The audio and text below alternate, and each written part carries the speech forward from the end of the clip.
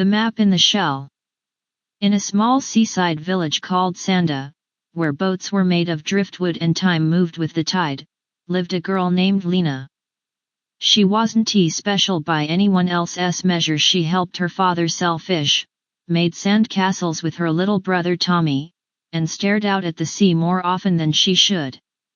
One day, while walking along the shore after a storm, Lena found something strange, a shimmering seashell, shaped like a spiral, glowing faintly under the sand.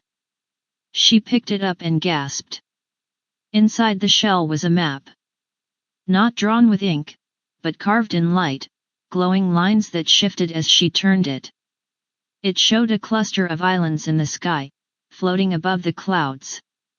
At the center was a place marked with a tiny golden sun. Her heart thundered. No one had ever spoken of floating islands. But as she turned to show her brother, the shell whispered.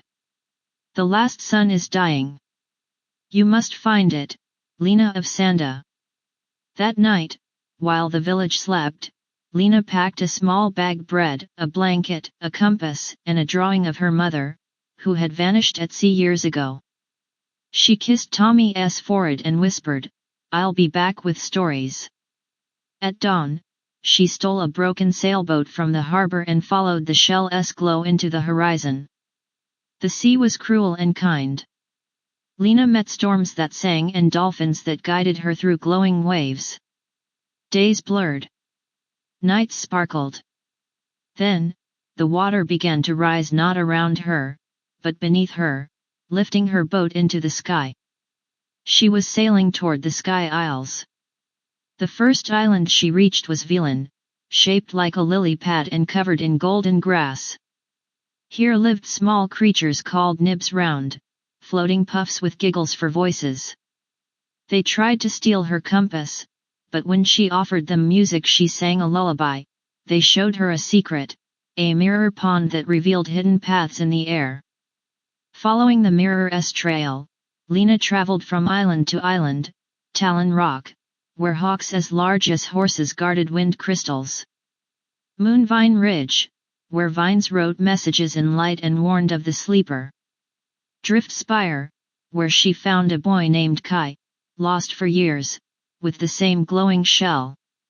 Kai had also been called by the map. Together, they realized their shells were part of a greater whole, a broken sunstone, shattered and scattered when the last sun began to fade. But someone was stopping it from returning.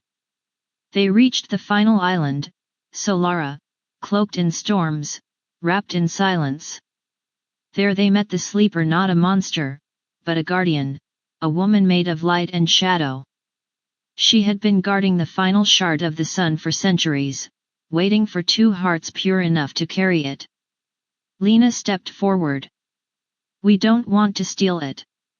We want to save it." The sleeper saw their hearts. And then, the sun returned. Not blazing in the sky but growing inside them. Lena and Kai became the new keepers of light, able to pass the sun's warmth into stories, songs, and dreams. They returned to Sanda riding on clouds, carrying fruit from sky trees and feathers that glowed.